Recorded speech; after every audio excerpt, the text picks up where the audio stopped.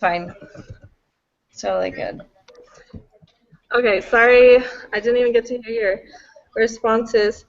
But so the three differences, from what I understood, like it says, assimilation. That was the sorry, that was the first paradigm where like everyone's the same. There's like equal rights. Like they're so worried about everybody being the same that their unique like qualities and strengths aren't noticed because they're just so concerned with everything being fair. That's how I understood that one. Is that the same of like what how you guys understood it? For the first one, Yeah, for the assimilation or the yeah. Well, fairness and discrimination. yeah, that's kind of how. Yeah, just everybody is the same, no matter color, race, gender, or yeah, color and race, gender, whatever. Right. So. Okay, But there's perfect. Sorry. an issue with that one. Is that because nobody really is the same? They try and make them the same, but at the same time they say within their examples that minority managers encounter skepticism when they suggest interviewing clients and labeling incidents, and trying to make people the same and assimilate them and say, oh, we're all the same, there's no difference, really does cause, can cause trouble. Mhm. Any other thoughts on that first paradigm? Nope. Did you finish what you were saying, Kim? Pardon? Sorry, go ahead. Anybody else? Just be right back. No, I think that the one is just like people are kind of like tippy-toeing around trying to make everybody fair. We're all the same, no differences. And then the next one is like everybody's different.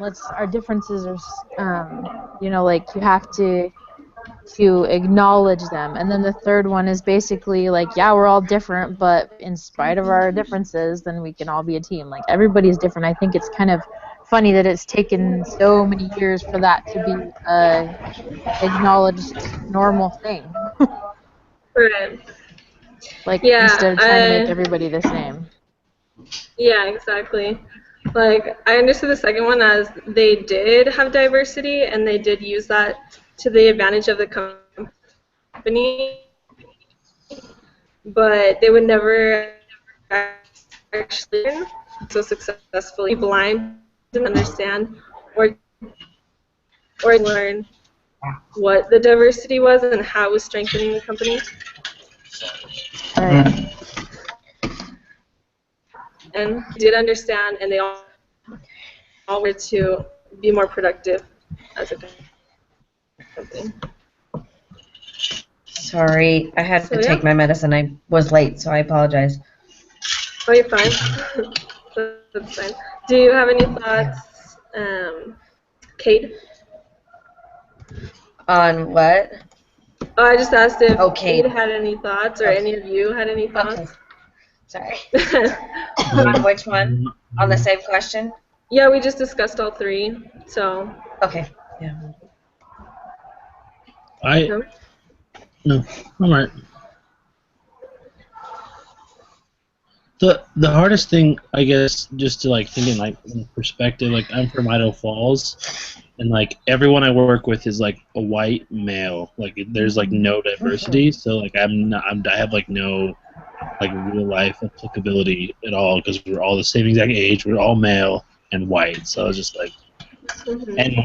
So it's like woo, yeah, diversity in the workplace. Yeah, I can see how that would be a problem. See, and I think Kim will probably be able to relate as well as I can, but first of all, I grew up in a different state, but I was also married to a Polynesian for 10 years. and I served a Spanish-speaking mission, and so I'm really used to diversity. And to me, it's more normal than me living in Rexburg, Idaho, where it's like if I see a brown person, I get excited because I'm like, oh my gosh, I'm so excited to see somebody that's not like me, because I'm more used to brown people than I am to white people, to tell you the truth. So my daughter and I would be going down Walmart, and she's like, Mom, let's go ask them if they're Tongan. Like, she gets so excited to see brown people because it's so rare. And I think that contributes to like people that grow up in small cities, and it contributes to like a kind of a lack of I don't know how to say it in a nice way, but it basically very narrow-minded. And I don't think they do it to be prejudiced, but it makes you very sheltered and very narrow-minded, and you don't understand other cultures or other ways of living. And when you're around diversity, diversity doesn't just mean color. It means religion, ways of living, all those kind of things, I think, contribute to diversity. Because I think the lady that gave the video, she talked only about race. And to me, I thought, in a way, it's a little offensive to say that diversity only has to do with race. Because I don't think so. I That kind think of bothered that's... me too. Yeah, because I really, really don't think that. I think probably mostly to black people that is how they see it. But any other culture or diverse population, that's not what diversity is only. Yeah. From like a business standpoint, like how to get everyone in the community involved in like the business, or how to get them to come in, whatever you need to do. It could apply in a business sense too. Like, how do we reach out to everyone in the community? Yeah. So my daughter was born in Rexburg, and my son was too. So when we came here in Omaha, Nebraska, where there is so many different cultures. So my ward, we have a guy from Africa, we have a guy from Mexico, we have a guy from Peru, we have a guy from France, and my daughter did not know what to think about that. And we have people that are poor, we have people that are rich. We have a very diverse ward, and she just was like so excited to see all these different people. I don't know, it's so great. But I agree, I hate the fact that she just said that diversity is like just race.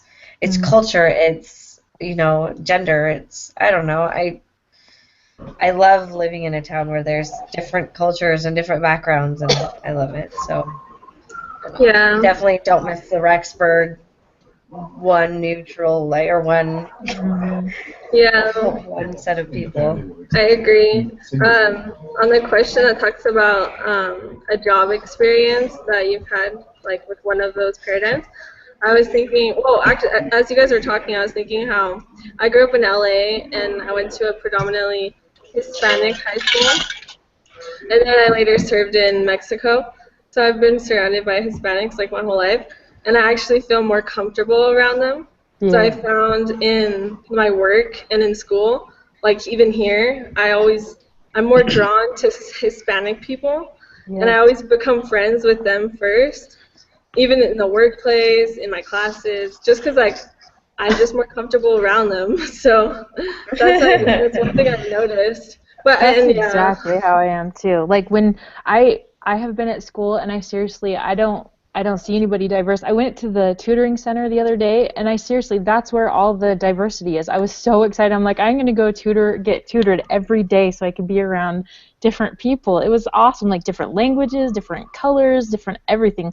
Like somebody that, you don't obviously at the school, you don't see too many people that aren't LDS, and I think that is a huge different, especially somewhere like Rexburg. If you're not LDS here, like, can you imagine how you would feel? It would be such a hard place to live because of people that aren't used to that. Like, I think with the college that it helps a little bit with diversity, but there's a lot of people that are not used to that, and it's very shocking and surprising to them.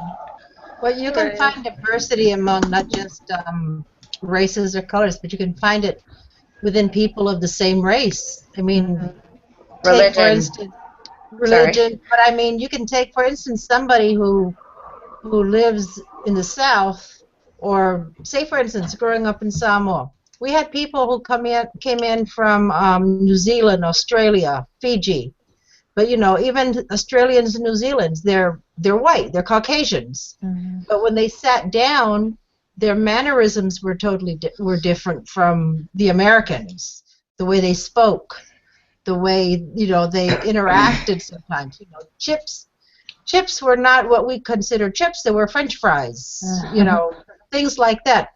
My mother had a restaurant at the airport, and I would see a lot of different people come through, and I would watch the Air New Zealand flight crew sit down and eat a hamburger with a fork and knife, versus we would just pick it up and start scarfing it down. And growing up and this may shock a lot of people, is that I was the lonely Catholic girl in a Mormon high school. Now that is really different, because I came from 8 years in a Catholic school and got thrown to 4 years into a Mormon high school. What type of culture shock was that? Yeah, I bet. So how did you Say that one more time. Was it hard to adjust, or? It was a little bit hard to adjust because it wasn't my choice to go there. But everybody treated, and here we go with the integration. I was integrated, I was accepted, I was taught, I was, I became part of the group that by the time I graduated, it was like very hard to leave that type of lifestyle that I learned. So, the company that I work for, I actually work with a guy from South Sudan, and he actually uses. So I guess I'm going with the example of the best of both worlds paradigm or whatever. I can't remember what it's called. The learning and something else. And he actually uses his language to talk to patients, but he also does work that I or another coworker does. So it's like he does the same thing as others, but he also at the same time can translate for patients who are from South Sudan or who need help with that or something like that. So I think that's really cool, and it's very unique in that aspect. So anyways. Okay. There's a lot of good questions here, so I'm just going to throw one out there. It says, let's see, it's the fifth one on the part one. It says, oh wait, sorry, I lost myself. Have you ever been, what did John Skipper, ES president, mean when he answered yes to the question, do we hire the minority or the person who is most qualified? Do you think this is the right approach to hiring for diversity? What do you guys think? I think sometimes. Oh, sorry. Go ahead. Go ahead. Ladies first. Is how it works. Oh, well, thank you very much. Well, I personally think the most qualified is better. For example, I had my dad told a story of somebody that got accepted. So affirmative action was a big thing when he was trying to get hired to a position, and one of his friends didn't get hired because they had to hire a black person, and that black person got fired after like 2 months because he did such a bad job when the white guy would have done such a better job. So I don't know. Personally, to me, like, I think the more qualified definitely is the way to go. It doesn't matter. It shouldn't matter race or gender. If they're more qualified, like, that should be all that matters. Like, personally, that's what I think. I agree with you on that one. Yeah. Yeah, I agree. Okay, perfect. Yeah, I thought it was interesting. When I listened to it, I was like, wait, yes to what? To the most qualified or to the minority? and I was thinking about it. And but I also think, I definitely believe that they should be the most qualified, because they shouldn't just hire somebody just to have minority just for that purpose only.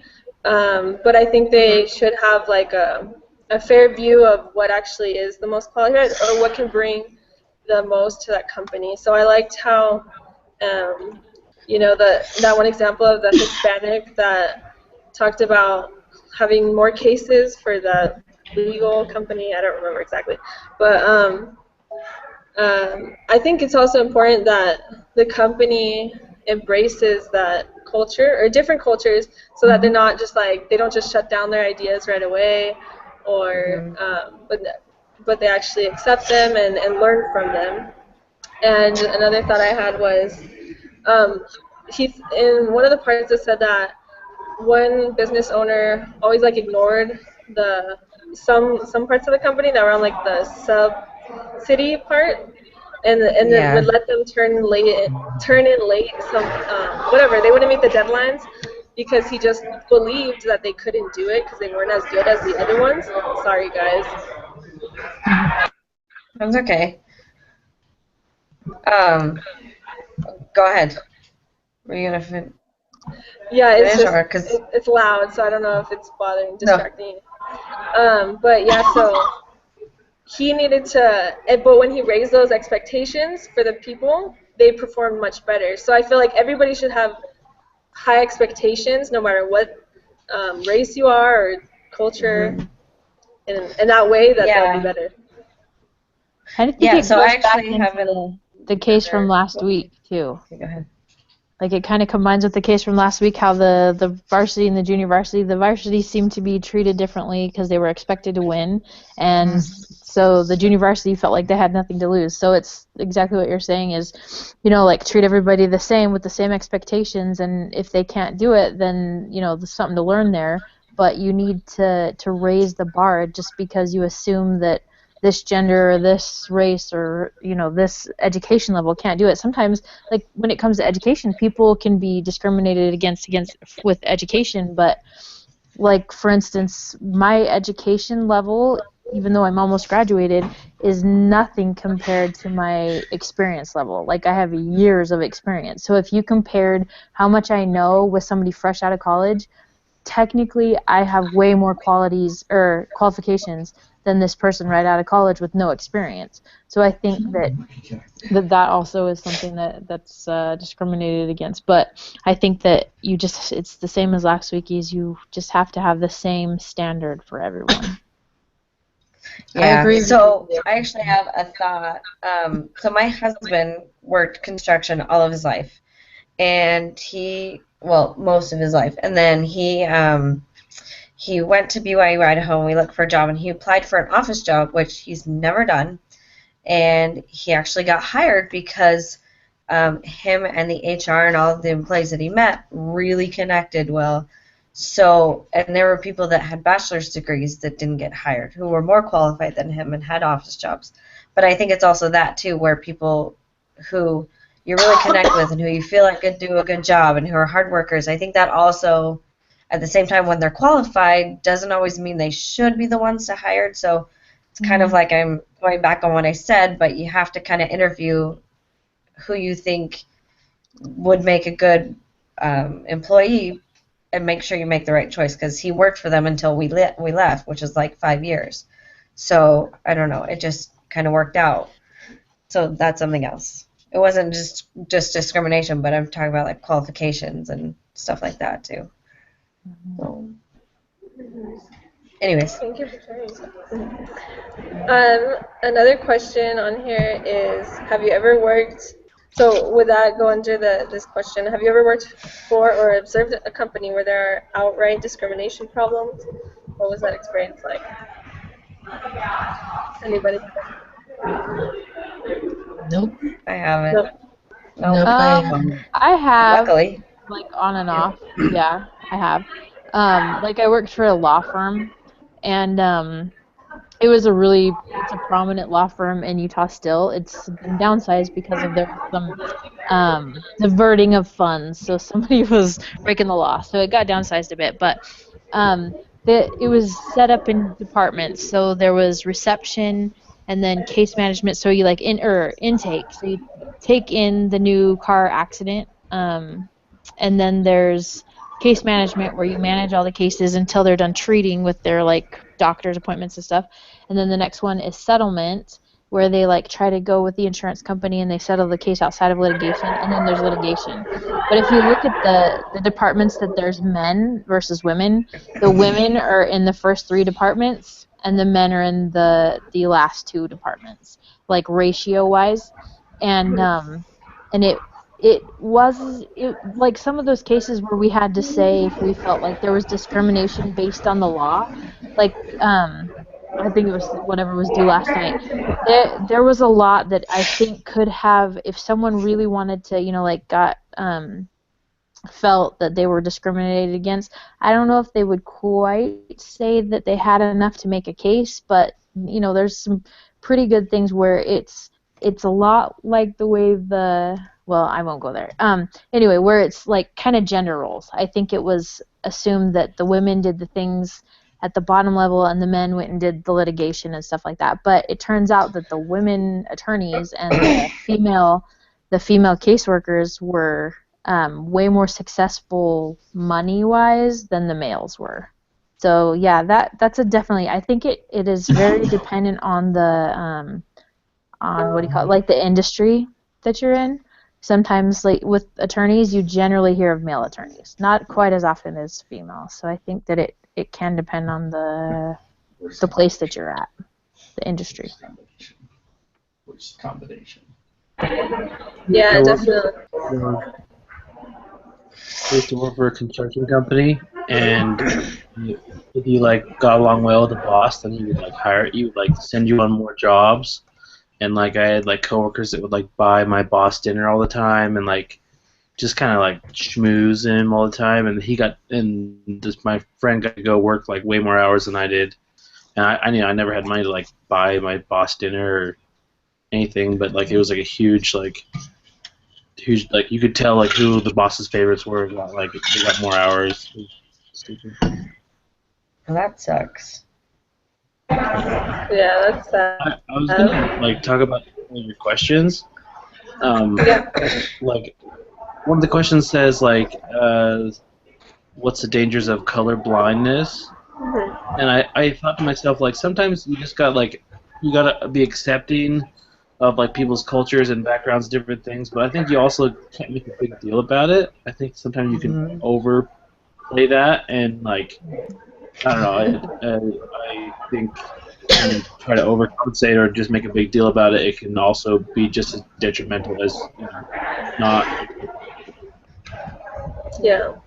Like The Office. The diversity episode was hilarious, but terrible. Have you guys seen the full episode of that? Oh, it's so funny. So funny, but so bad. I love The Office. Sorry, it's one of my favorite shows because it's so stupid. Anyways. Yeah. When I read The Color Blind, I thought of something. I had a black math teacher, and he said, I guess you asked him how to solve the problem of racism, and he said stop talking about it, and I thought that was interesting, and it always made me think. But then as I was connecting it to what we're reading now, it kind of seems like you do have to talk about it. Like Melody, she gave that speech, and she's like, well, we do have to talk about it because if we don't talk about it, then we're never going to address the problem. So I think what he was saying was more of the fairness paradigm, where we don't talk about it. Everyone's the same. We just ignore that there's differences. But what shows that it's actually successful is when we do talk about it and we use everyone's strengths and differences to better, the organization or the workplace or whatever. So I think it is important to talk about it but to be open and accepting and fair at the same time. Yeah, I think people are so afraid to be politically correct. Like, I have an epidemiology class, and my teacher, he's crazy. He has no filter, which is cool with me because that's kind of how I am. But he's, very unpolitically correct. And there are 2 black girls in our class, and he was, saying how people were trying to, even in our class, they were trying to say like African American, and he's like, okay, African Americans are not from Africa, they're black. And the girls were like, it's so stupid, the people, like all the people trying to be so politically correct by calling me what I'm not, we don't refer to each other like that. Why do you guys overcompensate? It makes it way more awkward than if you would have just called me by what I am. And why do you have to refer to me as a color? Like, so it was interesting, even just in a class like last week, I believe. You can just see people get super uncomfortable, and then makes it more awkward. But I've noticed it since my divorce, is if you want to see people cringe and get uncomfortable, you go to a family ward in Rexburg and you talk about your divorce. Like, people get so uncomfortable and so like, oh my gosh, was it okay to talk about it? And sometimes I do it on purpose. Like, I was at a physical therapy office the other day, and this kid said, oh yeah, didn't your husband do this? And I said, oh yeah, he's my ex. And he just, like, you could see him like, so uncomfortable, because it's like, I know that it's probably mean, and I should be more sensitive to people, because some people in the church are not used to people that are divorced or that have, those kind of situations. But if you don't acknowledge it and act like it's something going on, then you're always going to be sheltered and in your own little box. Like, you have to accept and embrace that it's not everything is cookie cutter the way that you see it. Yeah, that's a good point. Are there any other questions? I don't know if you guys are looking at them. Any other questions you want to discuss from like the first two sections? No, I'm good. Okay. The next question then is, Elder Ballard describes the church council. Does the word council he describes follow the integration paradigm? Explain. I think it does, because he's asking, like, I think with the example of the bishop, where he told the bishop what he needed to do, and the bishop kept trying to do it all himself. But it's just like when you're looking at a problem or something, and you say, hey, can you help me with this, after you spent like an hour, and then all of a sudden it's like blank, like 2 seconds later they're like, can help you with the answer, or you recognize it because you see it through new eyes. Like, if you're always trying to solve a problem or to fix things, or if you're always trying to do everything yourself, you never have those fresh set of eyes. You never have that different perspective. And I think it's the same with, including the different groups into the different councils, as well as, I think that was how it kind of related with the diversity. It's like seeing it through different perspective, different eyes. Everybody has different ideas. And so you trying to do everything yourself, there are some things that, yeah, that's right. But in the church, I don't think it's possible anymore for the bishop or the bishopric to be able to do things like that all by themselves without including everyone and all the auxiliaries. Mm-hmm. Well, wasn't it this class that we had to read a talk early on that said that his counsel to the bishop was, when he called a new bishop, was basically to use your counsel, use your leadership, because that's where you'll get your ideas and the strength comes from. Mm. I can't remember the exact talk, but it's something along that line, saying, use your primary president, your elders quorum president. Don't just depend on yourself and your counselors for everything. Mm-hmm. And that's where everything comes together. Yeah. Sorry, go ahead. I was just going to say that it reminds me, I was in my Family Foundations class. To me, I think, obviously, it's what you're going through in your life. You get different things out of different talks, different scriptures, different whatever. Everybody can be sitting at General Conference and hear the exact same talk, but hear 20,000 different things. But to me, I always think of a lot lately is the Lord put Adam and Eve together. They were meant to be 2 by 2. You're not supposed to do anything alone. I mean, obviously there's things that you need to do alone, like grooming and things like that, but we're not put on this earth to be alone. We're not supposed to be doing anything alone. you're supposed to counsel with your spouse. You're supposed to counsel with your bishop, with your leaders, your teachers, your children, and work together. So you're not supposed to do most things on your own. And so that's the beauty of having a presidency when you're in a presidency, or to be having a companion when you're on a mission, or when you're married or whatever, is you're not supposed to do most things alone, Yeah. or else you wouldn't be very successful. Yeah, I agree. I also thought of what Bednar was saying. Well, when Kristen was talking, I thought of what Bednar was saying when he was teaching his son how to trim, like, do the garden. He said, like, it took him like a long time to get it right, but that it was worth like teaching him and having him mess up so that he could do it. And so I think it's the same with like what you're saying with teaching others. We should take the time to teach them so that they can reach their potential, and we shouldn't just assume all the responsibilities ourselves. We should help, like, let others participate as well, and then they can reach their potentials and be even greater than we could imagine. So It's true, because if you're never training the next generation, like when you die, then, like basically all the skills die with you. Like if you want to go extreme about it, like if you're running a company and you never teach anyone below you how to do anything, then you're kind of in big trouble if you're the one that has all the knowledge and you die or you quit or something like that. Like if you don't mentor, and if you don't teach, or what is that called? Or not deliberate. What is that called? Delegate.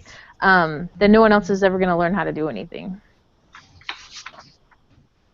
Yeah. We had that issue in our workplace when we combined different companies through. This is the second acquisition I've been through in 15 years, and we had a lot of people who had 30 plus years of experience running the molding machines or something, and when they let them go, there was a lot of tribal knowledge that was lost because nobody else was cross-trained to do what they were doing or to understand how this was made, because it was not all in paper. So I'm a big advocate at work to try and get up to cross-train, not just my product line, but tell me a little bit about somebody else's product line, because if you're out, somebody else is going to have to talk to your product line, to your customers, or to a potential customer. Right. yeah, exactly. Do any of you have any other comments? On that question? Or just in general? So also it talks about how could a bishop use the diversity of his councils to help the ward? Or have you seen bishops or other church leaders do this? Any other experiences or thoughts? Yeah, I think my bishop now, since like I said, we have such a diverse ward, he has a lot of people from different backgrounds, like helping him figure out, okay, what's their type of culture? How can we make them feel more comfortable in the word? And he makes sure that those who are poor, he makes sure that they have rides. We always are constantly bringing people from one side to, like, we are 20 minutes away from our building, so we are constantly like bringing people back and forth, and everybody is happy to do it because we all, as a word group, are trying to make it work for all of the cultures and all of the I think diverse is also like, I don't know, like money groups. I don't know what that's called right now off the top of my head, and it's right there on the tip of my tongue. But I don't know. I think my bishop really he takes the word council to heart, and he makes sure that everybody gets what they need and everybody's comfortable no matter what their culture is or what their background is. And so I am grateful for that. So I definitely have seen that in this bishop that I have now. So That's awesome. It's always good. yeah. Yeah, there were a few bishoprics when I was on the mission who really helped out, especially with investigators, to help them come to church. And so I know that makes a huge difference, especially in the missionary work, when bishoprics or just the whole auxiliaries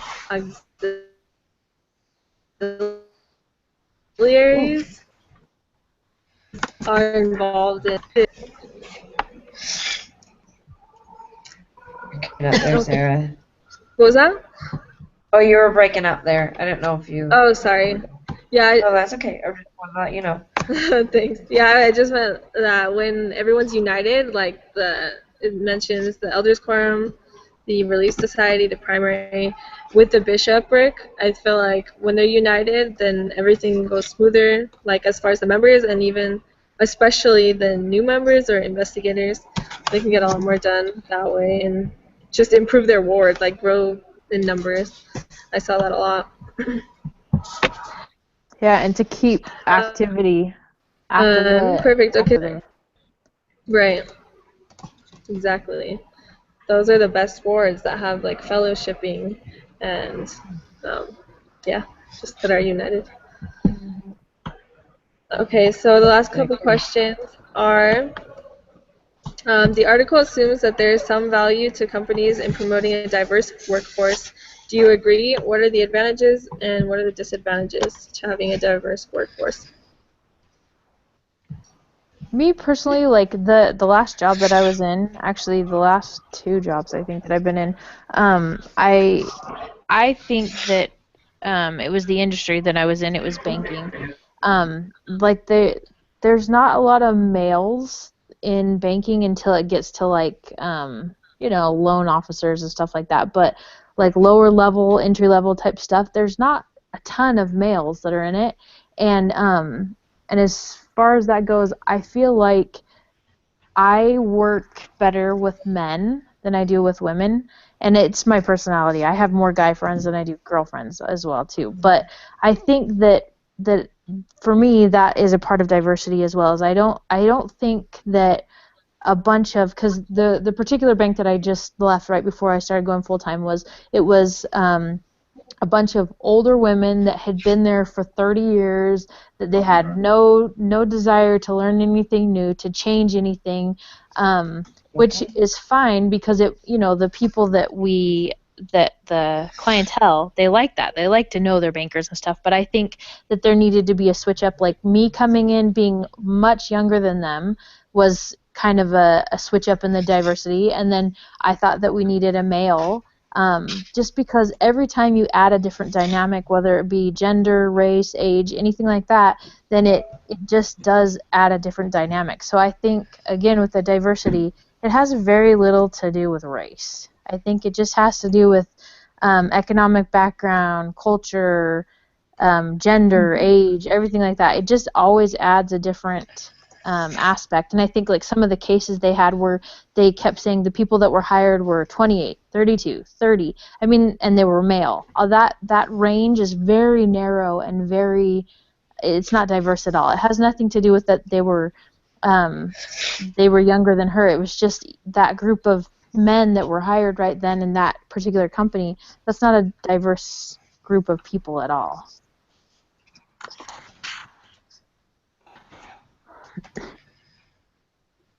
Okay. I just wanted to let you guys know I got an email from Sister Hurley. Oh, we can do this off air. Sorry, we can talk about this live. Are we done? Sorry. Oh, what are We don't need to talk about that live. I don't know. It's about an assignment. Are we done with the I think we're done. questions? Okay. Okay, Oh, so Sarah, should we take you're it on off? mute. Yeah, you're on mute. Sorry There about we that. That's okay. Yeah. So I was just saying, does anyone have any other comments or no? Okay. So yeah, we can be done. Do you want me to end Okay. it? Yeah. we'll take it off air because I want to tell you what I just read for email. Okay.